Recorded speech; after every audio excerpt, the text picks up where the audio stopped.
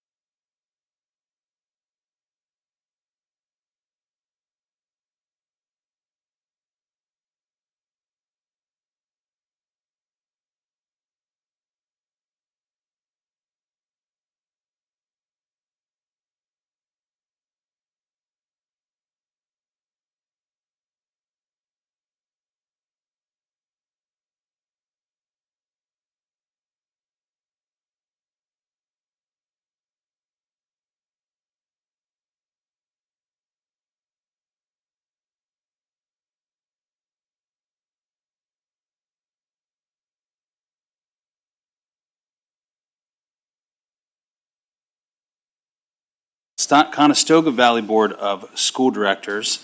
Welcome to all those in attendance and as well to all those watching online. Would you please join me in the pledge?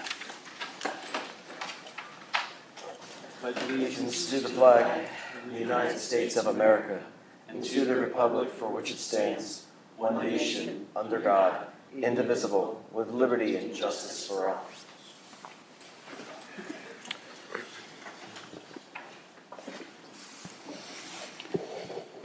This is our first meeting, one of 2 meetings per month in which we receive most of the informational presentations as well as discuss and deliberate future decisions. There are also some action voting items required on timely issues or to meet time-restrained deadlines.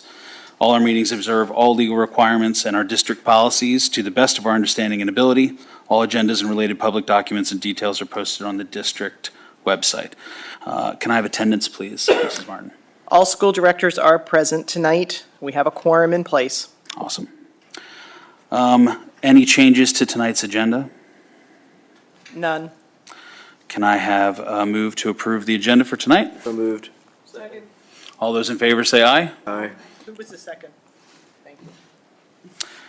All right, we're starting with you, Dr. Hartman, superintendent's comments. Good evening. Just a few brief comments this evening. We don't have any new staff to approve tonight, but I did want to point out one highlight from my superintendent's report.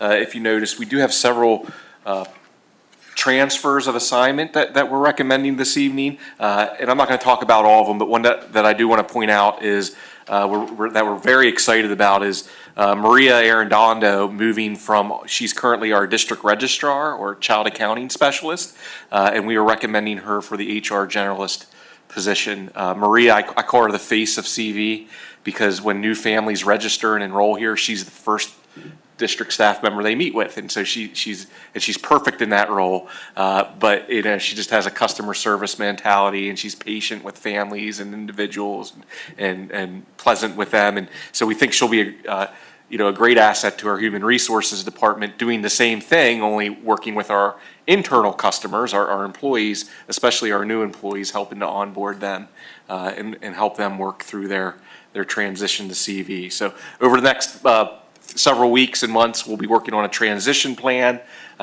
Unfortunately for her, and she's aware of this, she's going to be kind of wearing 2 hats for a little bit of time while we find her replacement and transition. But we have a plan in place for that, and we're super excited for Maria.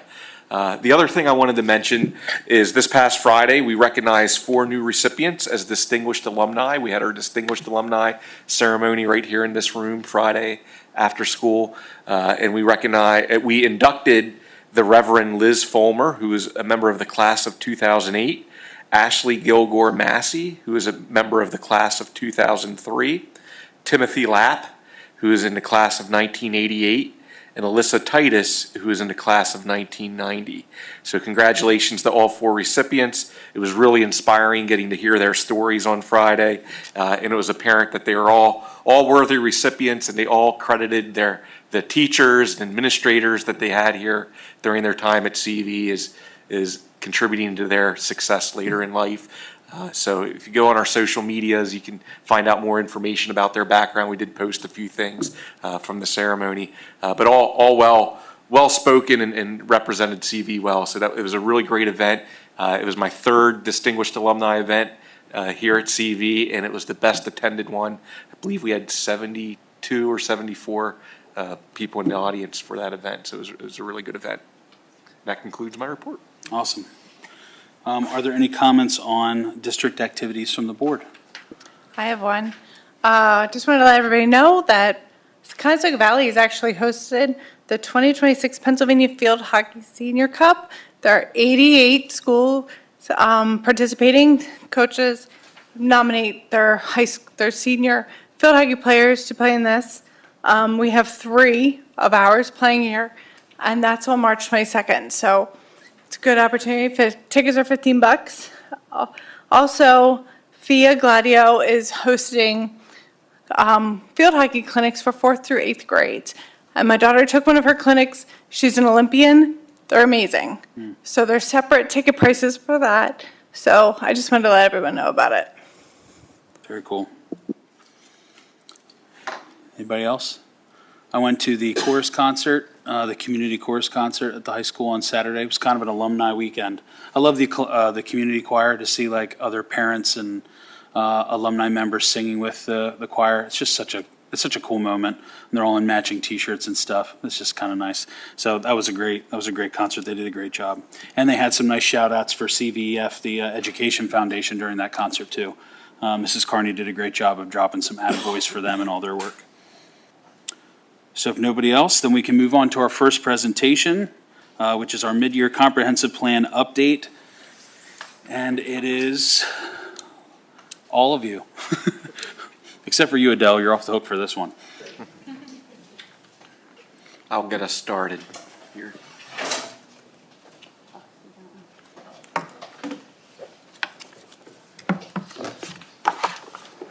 So this is every year at this time, we like to do a mid-year update of where we're at with our comprehensive planning goals.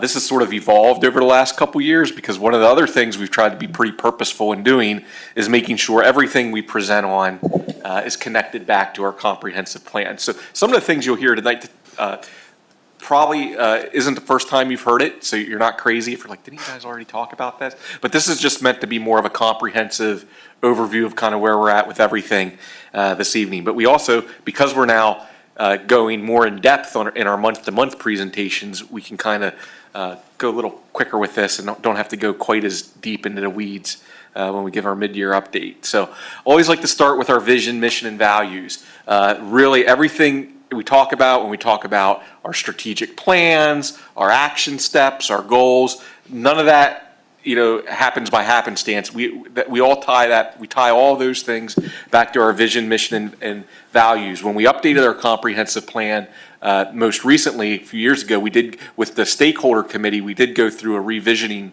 process where we talked about what our preferred future was for students here at CV, and from there we made some tweaks to our vision, mission, and values statement. So this is, a lot of places put these up on their wall and never really talk about them, but when we're planning, when we're talking about goals, when we're talking about new initiatives, our team does really do a nice job, I feel, of going back and say, does this tie to where we're going or where we said we want to go as a district?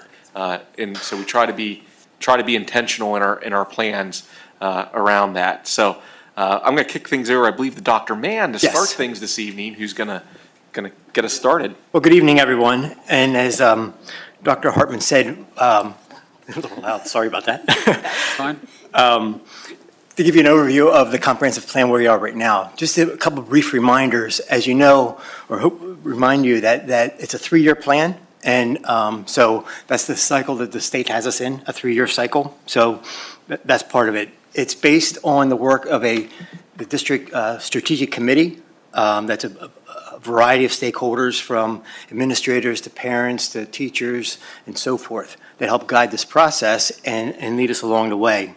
Within the comprehensive plan, there is the plan as you'll see tonight. Then there's also other plans like the professional development plans in there. The gifted education plan is located in this section as well. So there are other things other than just curriculum that you'll hear a lot about tonight, or more about tonight, but there are other plans in there as well. And as Dr. Huskin, sorry about that. There was a way back, Dr. Huskin, I think that is a compliment. Yeah, there you go. We've been giving you a 90-day update along the process, so each of these isn't as in-depth as they would be in the past. Okay, so as Dr. Hartman referenced earlier, we have been aligning all of our presentations to the school board this year to components of the comprehensive plan. So we just want to make sure that we make that really obvious for you, so you can see these are the presentations along the way throughout the year that directly affected or were directly impacted by one of our comprehensive plan goals. So you see the little map pin on March 9th. That's where we are. We're at our mid-year. We just did our evaluation of our action steps after our last 90-day plan cycle, and we'd like to share with you the progress that we've made. So as a quick refresher, this is our summary of the comprehensive plan. We have those 3 big goal areas. We're looking at personalization and growth, and then we have specific action steps under that goal. Learner well-being, achievement, and belonging. Again, we line up our action steps to the big data-driven goal that we have there.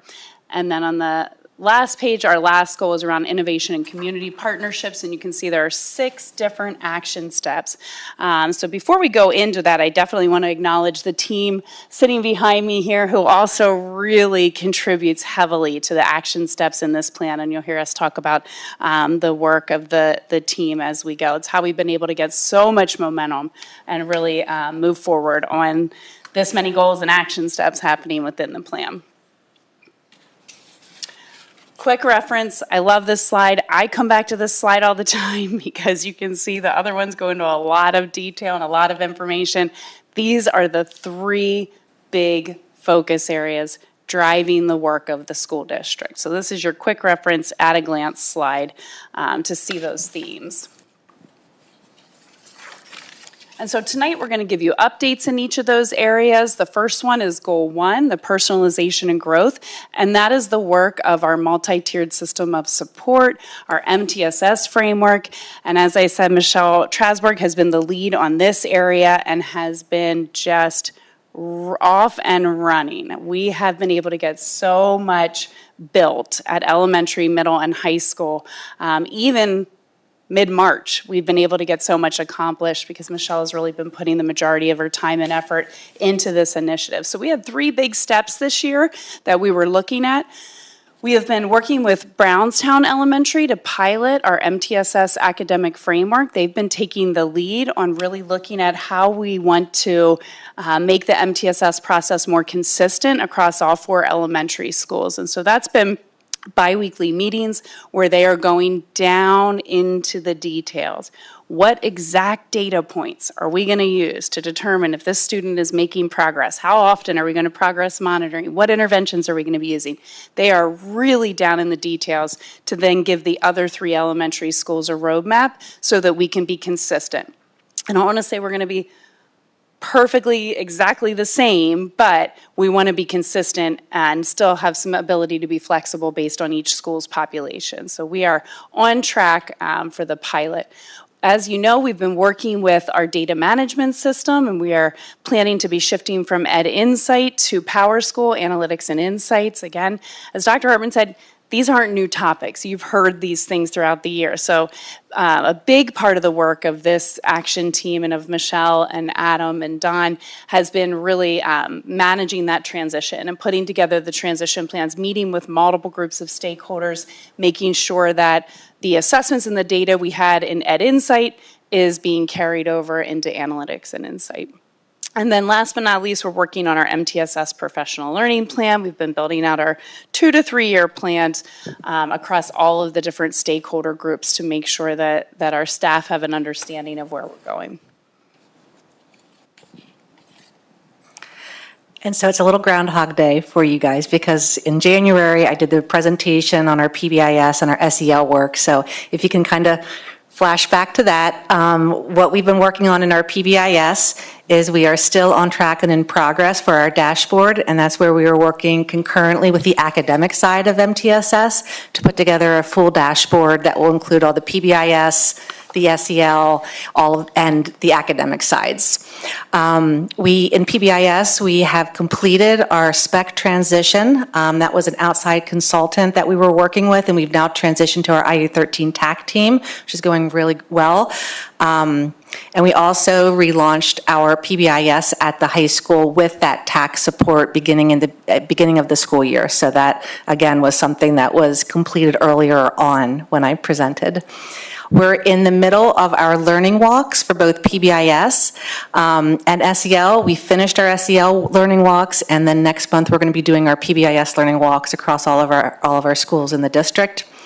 And the other piece that we finished early on in SEL, which is the little green button, is elementary rollout for the SEB curriculum. And so that is our social emotional learning and behavior curriculum. And that is going well. We put together a full scope and sequence of curriculum last year. It's month by month. And so all of our elementary schools are running with that. And we saw that in action through our learning walks, which was very, very exciting to see.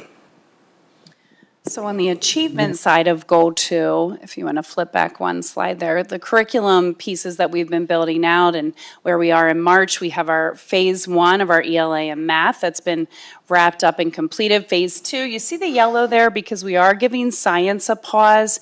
I don't want to say a pause, a deeper dive. We didn't want to rush to get that approved until we're really able to make sure that all of our courses are in line with the STEEL standards. Again, they're new standards. Our learning continues to develop, and then we keep going back to those units. We keep going back to the course outlines and saying, well, wait a minute, what about this set of standards? Or where can we put the technology standards in that grade level? So we're revisiting and tweaking that science, but we do anticipate having that ready by the spring and into the summer. And then our red up there, our off track, not started, is phase 3. These were the subject areas that I think we had talked to you about before, that PDE actually just launched all new standards. So health and physical education, music, art, the state standards are changing. And so this is why we said, hold up, this is going to go to next year's plan, because there's no way we were going to write curriculum on old standards that are just going to be a waste of time for our teachers. So that's the red there. That one, phase 3, will actually be carried over into next year's. That'll stay red for a little bit until we have some more information. And then same as with Sarah here, we've been launching our learning walks that we had shared with the board. Just an opportunity to get into classrooms, to really see the extent to which these high leverage initiatives are working out in classrooms. And that's been a really good experience with the SEB that we started last month. And then our last piece there for our goal area around belonging, the inclusive learning environments. We've been continuing our training with our administrators, our staff, and individual schools. And as a cabinet, next month we'll be revisiting, we'll be coming back to look at next steps in that area. So we've really met most of our action steps in that last column as well. Jill, can you remind me what SEL is? I've been trying for days. You got it, social emotional learning. And then you. when you see Thank you. SEB, it's the social, emotional, and behavior. So that's when those two things really are working together. And our last goal area is Goal 3, the Learner Innovation and Community Partnerships. And this is, as Jill said earlier about the team behind us, again, this is a team effort, and a lot of people have a lot of different pieces in this. Mel Upton is one of those individuals that really, this is the place that she really champions and guides this process along. As you'll notice, there's a lot of yellow up there, so we're on track and in progress. And by nature of a lot of what's happening, that's what's going on. I mean, you really never get to the end of these, so it's continuous work. As far as the profile of a CB learner, 2 areas to point out. The elementary has worked with putting the competencies in the progress report, and so that is happening. Secondary will be working on that in the upcoming years.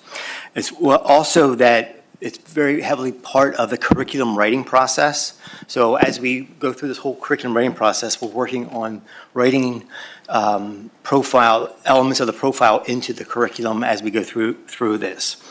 When you look at the higher education, again, part of our focus there is focusing on creating a stronger communication plan to make sure that all of our learners understand what they are capable of and what's available to them, and helping them and their parents along that way. Also developing more relationships, MOUs,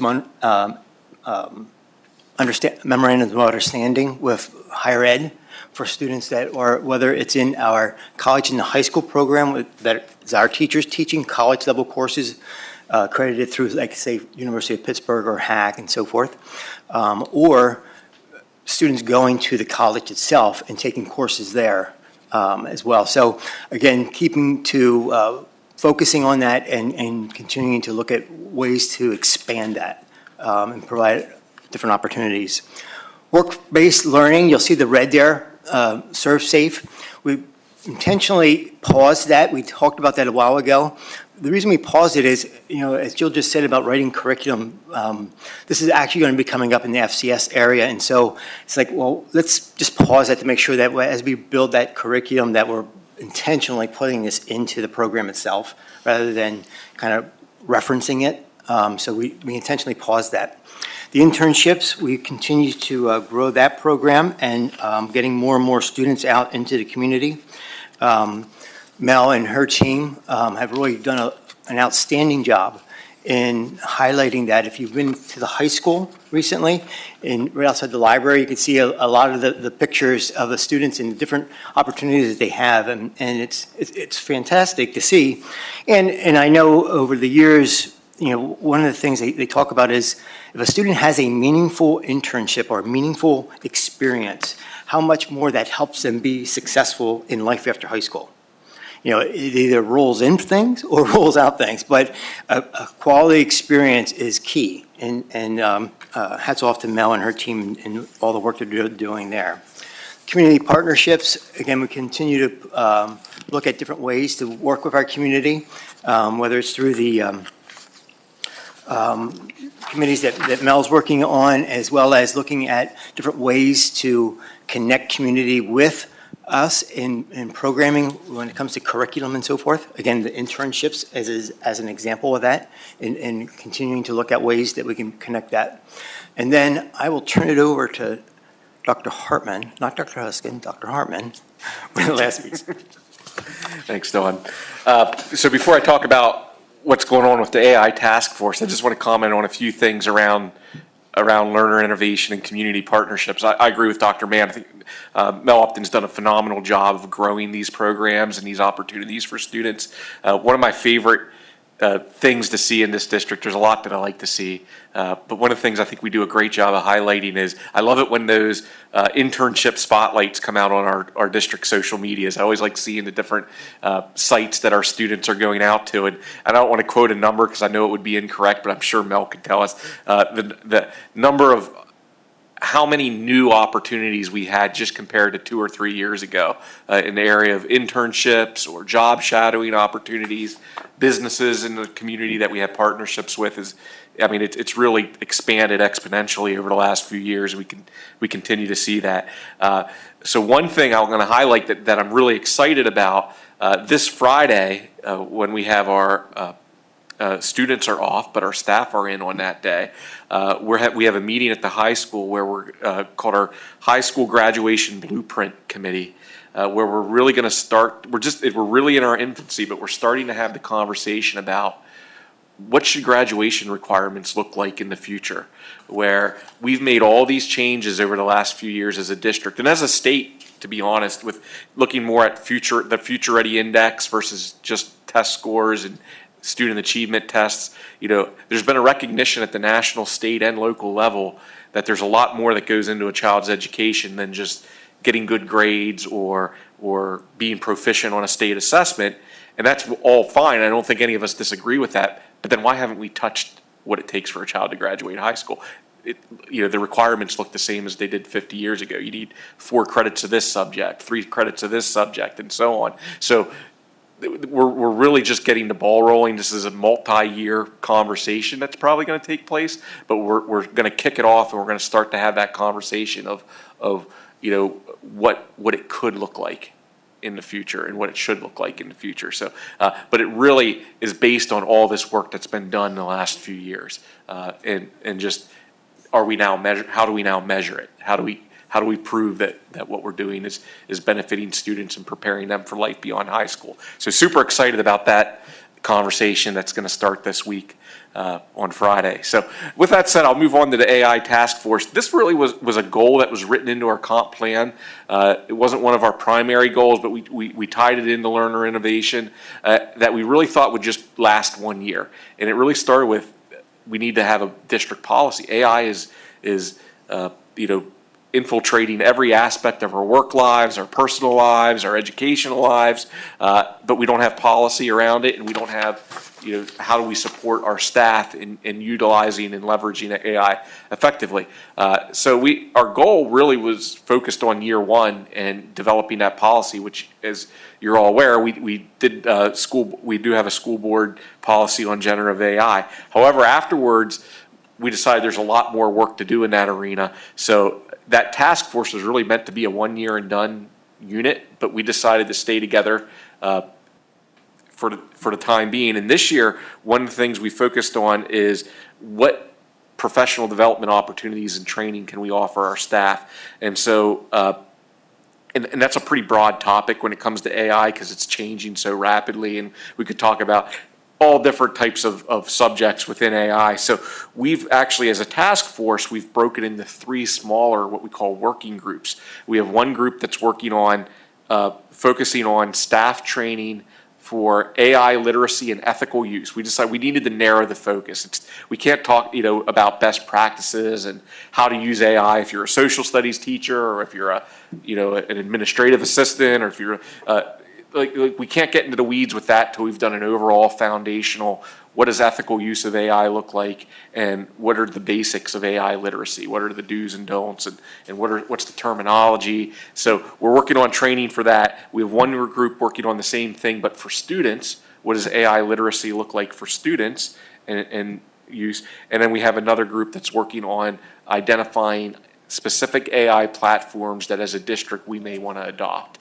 instead of just saying, okay, everybody go out there and use those free versions of whatever you want to. As a district, we felt that we might need some different platforms that we can commit to for different reasons. So maybe, for educationally, for our teaching staff, there might be a tool that we utilize, but maybe for our operational team and our business office, there might be other tools that are more appropriate. So we have a team analyzing and evaluating all of those possibilities that are out there. So to be honest, I think this is a group that will probably stay intact for the foreseeable future as things are changing so rapidly and evolving so quickly. But a lot of work being done in that area as well this year. So.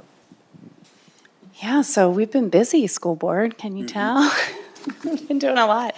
Before we look at what comes next, I do just want to pause and again just give kudos to the ladies behind me here, Kelly, Michelle, and Mel. We would not have been able to get to this level of implementation without their positions in the district. They have been instrumental in carrying those action plans forward. They're able to provide higher levels of support.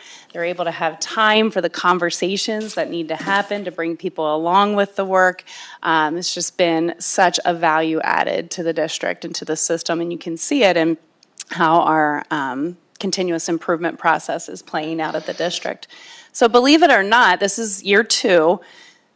Starting in August, we're going to start planning the next comprehensive plan. So what happens next is in year 3 of your plan, we're still going to be writing our 90-day action plans, carrying out those last pieces of this year's plan, this 3-year plan, but we also start building are you ready for this, 2027 to 2030 plan. That's the first time I got to write 2030 on anything recently. And so that process will start happening in the fall. We'll be doing a big community needs assessment. We'll be looking at our data, working with our stakeholder engagement committee starting in October. We'll have that to the board in January. It needs to sit for 28 days for public comment so that anybody can take a look at it and give us feedback. And then because we like to work a little bit ahead of schedule, we want to have that submitted up to PDE in February. It's due in March, but that system that we work in can be very finicky. And so we want to give ourselves plenty of time to have that uploaded. So you'll hear more about that process and that planning process. Mrs. Kapka, Dr. Martin are the representatives on the Stakeholder Advisory Committee. That's the team that actually will be really diving deep into the action planning. But again, mission, vision, values, the profile, instructional model are what's driving this plan. So this isn't something that we just, let's come up with a whole new thing. Let's go in a totally different direction. We've got the roadmap in front of us. It's really taking stock of where we are and then strategically and intentionally planning for what comes next as part of that instructional model and that roadmap. So we'll be coming back to you next fall with an update on this plan, but also some information about that 2030 plan as well. Any questions for us this evening? I'd like to thank you. I used to get very lost in all the pros of the plan. Putting it in these charts has made this so much easier and so much clearer. Please keep this profile going. My other statement, since you're already starting to look at the next comprehensive plan, may I suggest that as I look at the structure of this, and you talk about the instructional model, the professional learning plan, gifted learning plans, curriculum plans, we updated the mission and vision a year ago. But older than the old mission and vision was the profile of a CV learner. That's been there for quite some time. And I'd like to suggest we consider reviewing that too. Absolutely.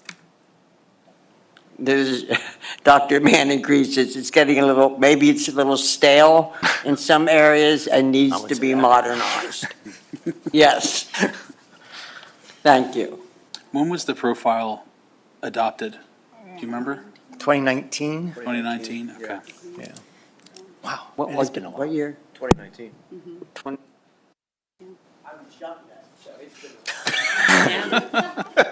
I think Still young, I did. to your point though as well, Dr. Hartman mentioned that when we wrote the AI, we wrote it as one little action step in one little goal area, because when we were writing this plan in 2023, getting ready for 2024, we had no idea, right? And so that really should be its whole own giant area and looking at all the components. So I think even revisiting some of those things through the lens of how education is going to be changing in the next 3 to 5 years, especially around AI, it's going to be important. I know I have just a couple questions. The standards you mentioned that PD changed as far as you said around health and music and art. the arts stuff. Was it like a drastic change?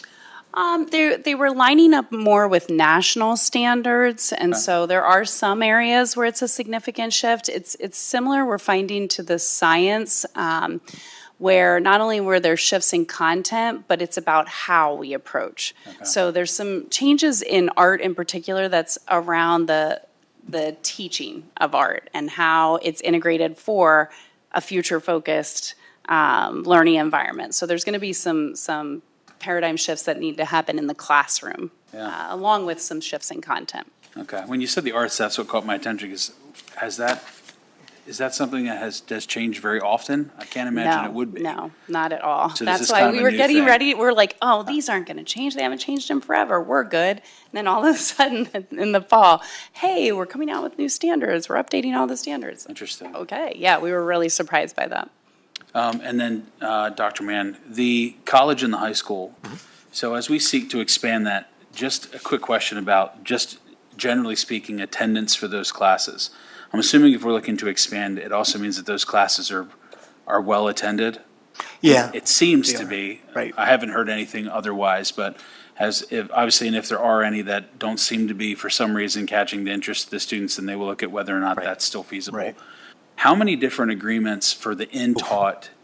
Is it mainly still out of University of Pitt, or are there some others? University of Pitt, HAC is another one locally here. We used to have with Penn State, but currently do not. But the two main ones. They're the two main ones. Yeah. Okay, gotcha. And then last question is the learning walks, Ms. Schaefer. So since that, like you said, you're about halfway through, you've been on a bunch of them. Have there been any, and obviously from a helicopter perspective, have there been any things that have been noticed in those where you're like, okay, there's some changes that need to be made? Because I know that's the other side of, yes, everything's being implemented, it all looks really good, and then you reach some of those ones that go, okay, we've missed the boat here somewhere. Have there been any of those that are a little bit more eye-opening from that perspective? I would say no. We've been pleasantly excited about what's been happening in the classrooms. There's some differences between different levels in terms of how people are using the curriculum, in terms of Character Strong versus the homemade curriculum that happens at the high school. But all in all, it was very positive. We learned a lot. It's a good thing that we all get to go around and spend time together as a team to really, talk through some things and see if things are going the way we would like to see it happen. What we're going to do next is come back to the table and just talk about some of those big picture pieces. Most of the pieces that we learned from this time was just how to use the tool better. Okay. In terms of are the questions that we're answering worded the right way? Does it make sense the way we have maybe some questions that maybe are asking us to answer the same thing twice? Yeah. So I think what we learned most was the administrative side of it on just modifying the tool a little bit. Yeah, that makes sense. But it's been great. Okay, good. Any other questions anybody has? Okay, thank you very much. And a big thank you for all the work. Obviously, you ladies in the back, thank you. For not just doing your job, but also for some reason liking to write this stuff. I find that amazing unto itself, so thank you very much. All right, we've reached the first spot in our evening for public comment. Anything specific to the agenda that anybody wants to share on? Okay. So for the action discussion items, the first one is the approval of the superintendent's report.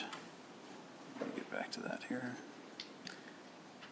Just a quick comment on this is typically, we don't have a superintendent's report always at this meeting, but because of those we wanted to get those transfers approved so that we can move forward with posting our positions because it is hiring season.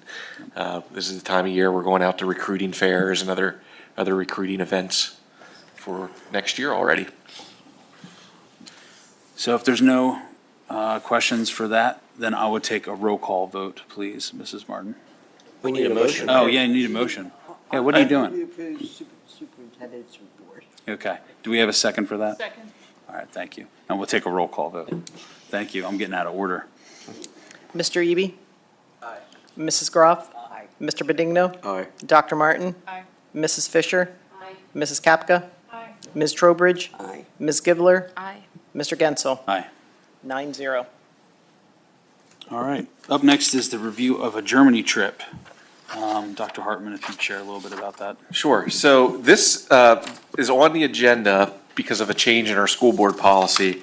When we updated last June, we updated our educational and social trip policy, policy 121. This is not a school-sponsored trip. This is there's a trip being proposed, a non-school sponsored summer foreign trip. We've done these multiple times in the district through different organizations such as EF Tours and some other organizations that are out there. According to policy, these trips do not need school board approval because they are not school-sponsored trips. However, when we updated our policy, under non-school sponsored trips, under that section, it does state that school board approval is needed if we want to advertise or market those trips in our schools. So if we want to put up a poster for that opportunity, or if we want to allow our foreign language teachers to talk about that trip with their students, that needs school board approval. So I wanted to clarify, we're not seeking approval for the trip because it's a non-school sponsored trip. We're seeking approval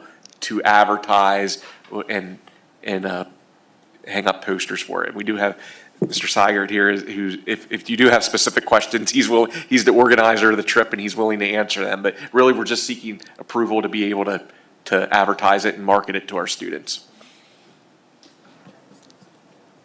Approval is next week. Sorry, we're just putting it on your radar now. I have some questions about this trip, if I could. I think the company that gave us their information was exceptionally good. I can understand your confidence in that. But there's nothing there about our regs. So my first question is, do you know how many kids are interested? Yeah, why don't you come join us? Yes. Come on up. Hi. I haven't taken a formal poll of how many students who are interested, but I have several students, and actually I started planning this or thinking about planning it at our first parent evening in the fall, and I had some parents comment that my child is wanting to continue in German in part and hopes to travel to Germany. So I know that I have a handful of students that are very interested. I don't know the exact number, no. Yeah. I wish you would have come to us way back then, rather than soliciting it before the board approved it. That would have been tighter to our policies. My next question is, in the financing, this is not inexpensive. Is there any fundraising that they're going to be doing to help pay for this? So ACIS provides fundraising, almost like a GoFundMe on their website, where students can raise money in that way. What grades does this cover? I'm planning on offering it from 9th through 12th, so. Ninth graders, some of those are sort of young for this, but. Well, correct. It would actually be 10 to 12, I guess, because they wouldn't have taken the class yet. So it'll be sophomores to seniors.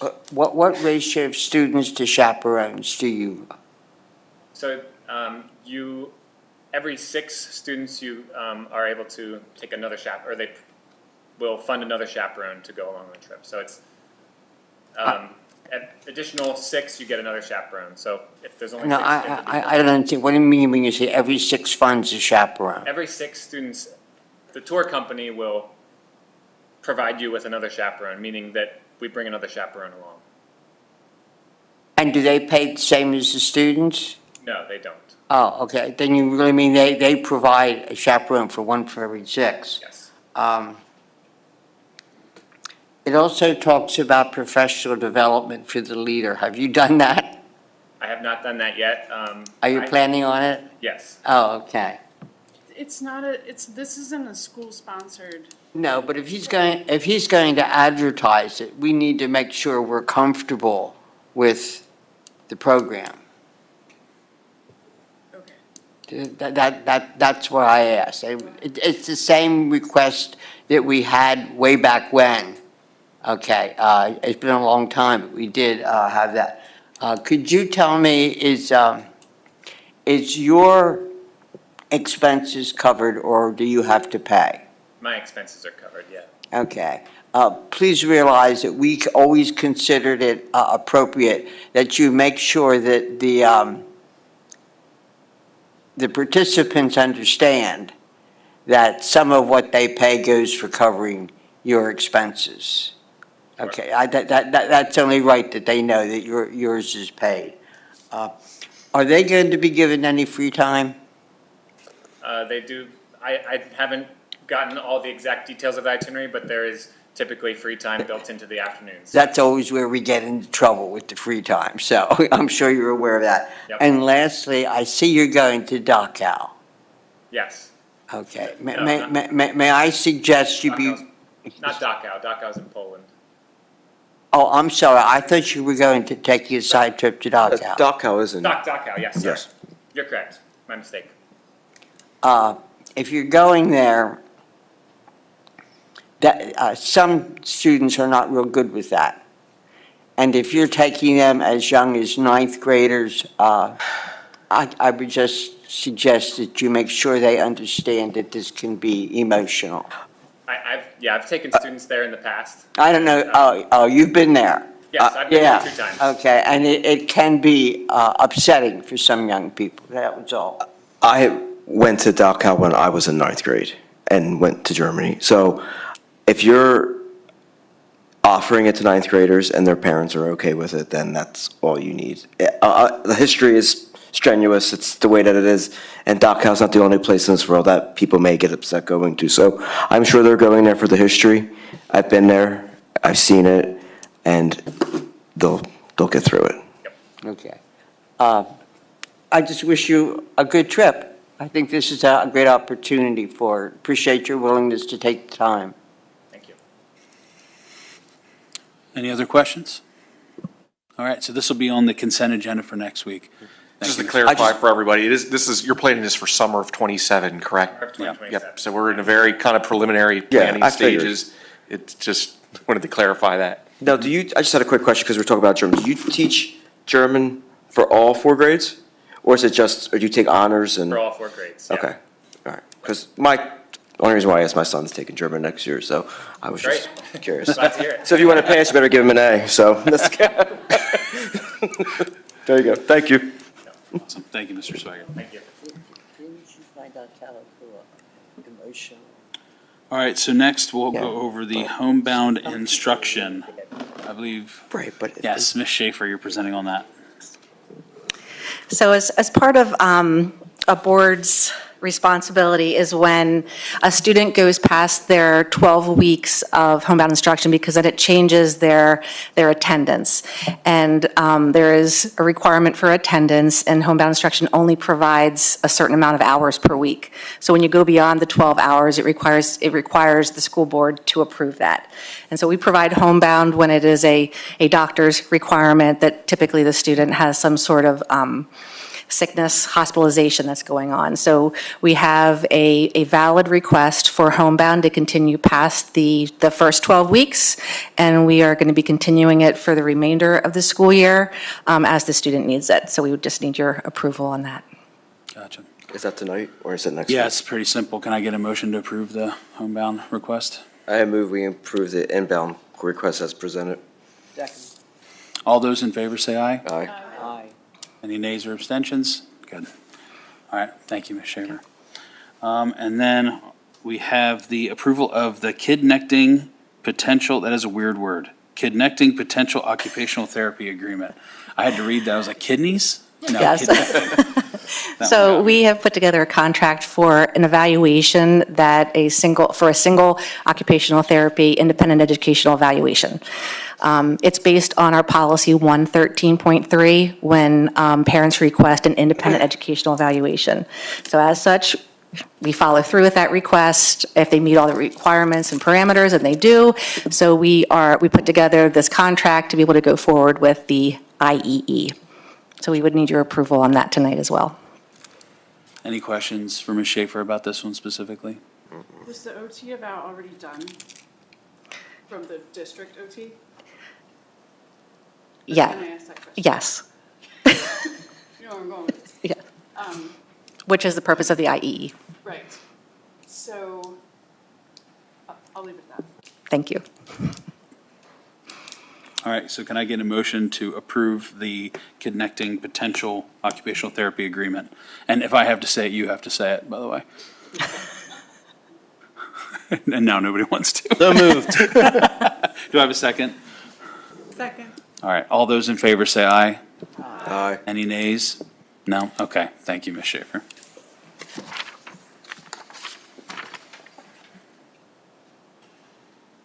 All right. Then we have the tentative agenda for March 16th. And then we have the second part of the meeting for public comment for any issues at all, anything anybody wants to share? Okay. Any board initiatives or announcements tonight? I did ask Dan about cursive writing, since that's been in the news lately, and Dan reported that we are already teaching cursive writing beyond what's required, so.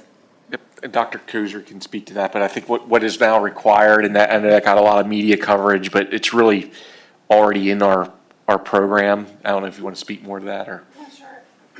We start teaching cursive in 3rd grade through our Foundations program. So all of our handwriting is taught through Foundations. So we use as students are recognizing letters and the sounds, then they also are working to write and form those letters. So they're making those connections across all 3. And so by the time the students have really mastered print handwriting in 2nd grade, we move to 3rd grade. And then 4th grade also has an extension as well, where they're continuing on in their cursive handwriting. So that's been a part of Foundations was here before me, so it's been at least 6-7 years that's been happening already. That was an easy state mandate to meet. Yeah. Say, I have a current third grader, and I've been doing a lot of cursive homework. Yeah. Helping with that a lot. For those of us who only have cats and dogs, yeah. I'm not aware what they're bringing home. Can I just give a reminder? Sure. Under Board Matters, that the Educator Award of Excellence, I think nominations are due, I believe, April 1st. So, for spring recipients. Yep. We don't have any applications yet. I have not checked. Marilyn, do you know if we have? Yeah, we can check and get an update for you. Okay. I'm sure we do. Yeah, that's a good reminder. Hopefully we'll get a bunch in. Okay, any other board matters? Then I will take a motion to move to executive session for a student discipline issue. So moved. Second. Did you get that second? Yeah, we can say she had it first. All those in favor say aye. Aye. All right, move to executive. Thank you.